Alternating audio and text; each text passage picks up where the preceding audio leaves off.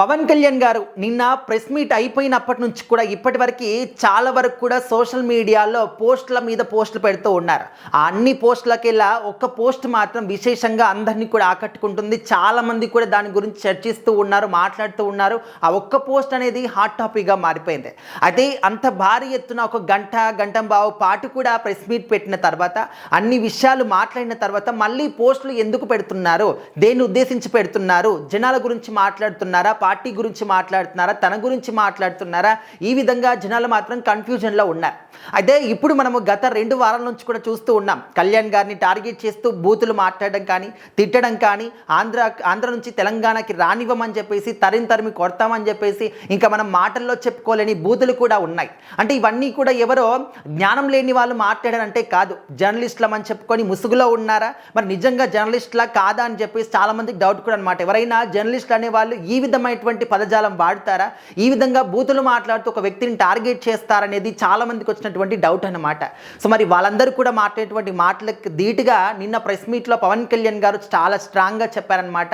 So ఖచ్చితంగా తెలంగాణలో ఈసారి వచ్చేటటువంటి ఎలక్షన్స్లో పోటీ చేస్తాను, పార్టీ పెడతాను, స్ట్రాంగ్గా నిలబడతాను అని చెప్పేసి ఆయన చెప్పడం జరిగింది. సో ఆ తర్వాత ఎవరైతే బెదిరింపులకు గురి చేస్తున్నారో, ఎవరైతే నన్ను విమర్శిస్తూ ఉన్నారో, నేను రావద్దని చెప్తూ ఉన్నారో, మరి ఎందుకు భయపడుతున్నారో తెలియదు. సో మరి మీ అందరికీ ఏమైనా ఇది మీ అయ్య జాగీరా అని చెప్పేసి కూడా ఆయన స్ట్రాంగ్గా మాట్లాడారు. సో ఆ తర్వాత కూడా చాలామంది రాజకీయ నాయకులు వచ్చేసి అవును బరాబర్ మా అయ్య జాగిరే, నీ అయ్య జాగిరి కాదు అంటూ కూడా వాళ్ళు అంటే మీడియా ముందుకు వచ్చేసి పబ్లిక్ ముఖంగా కూడా చెప్తూ ఉన్నారు.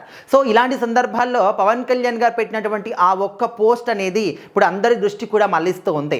అంటే అక్కడ ఆయన పోస్ట్లో ఏమిటంటే పెద్ద పెద్ద పారాగ్రాఫ్లు కూడా రాసినటువంటి పని లేదు, అదే నా రాస్తా అని చెప్పేసి ఒక మాట, జస్ట్ ఒక వర్డ్ మాత్రమే పెట్టారు. సో మరి దానికి ఏంటంటే అదే నా రూటు అని చెప్పేసి మనము అర్థం చేసుకోవచ్చు. అంటే సో ఇక మీదట తెలంగాణలో ఈ పార్టీ యొక్క సిద్ధాంతాలు కానీ, విలువలు కానీ, ఈ పార్టీ కానీ ఖచ్చితంగా తెలంగాణలో కూడా ఉంటుంది, నా రూటు అదే అని చెప్పేసి ఆయన డైరెక్ట్గానే చెప్తూ ఉన్నారనమాట. సో ఇక మీదట ఎంతమంది బెదిరింపులకు గురి చేసినా, ఎంతమంది అడ్డుకట్టలు వేసినా, ఎంతమంది విమర్శించినా కూడా జనసేన పార్టీ అనేది తెలంగాణలో కూడా బలోపేతం చేస్తామంటూ ఆయన మాత్రం బల్లగుద్ది మరీ చెప్పడం జరిగింది. ఇంకేమైనా అంటే ఖచ్చితంగా జనాల యొక్క సమస్యల గురించి కూడా మాట్లాడాల్సినటువంటి పరిస్థితి కూడా రావచ్చు. జన సంరక్షణ, జనాల యొక్క అభివృద్ధి కావాలి అండ్ ఖచ్చితంగా జనాల సమస్యని తీర్చడమే ఒక రాజకీయ నాయకుడి యొక్క పని. కాకపోతే కొంతమంది రాజకీయ నాయకులు కావాలని జనాల్ని రెచ్చగొడుతూ ఉన్నారు, వాళ్ళ యొక్క స్వలాభాల కోసం రాష్ట్రాన్ని ఈ విధంగా చేస్తూ ఉన్నారు, రాష్ట్ర ప్రజల్ని మభ్యపెడుతున్నారని కూడా ఆయన మాట్లాడడం జరిగింది. సో మరి తెలంగాణ రాష్ట్రంలో రానున్న రోజుల్లో జనసేన పార్టీ ఏ విధంగా బలోపేతం అవుతుంది, మరి ఇప్పుడు ఉన్నటువంటి రాజకీయ నాయకులు ఆ పార్టీని అసలు ముందుకు తీసుకెళ్ళగలుగుతారా, తీసుకెళ్ళనిస్తారా లేదనేది ఖచ్చితంగా వెయిట్ చేసి చూడాలి. మరి కళ్యాణ్ గారి మాటలకి మీ అభిప్రాయం ఏంటో కూడా ఖచ్చితంగా కామెంట్ చేయండి.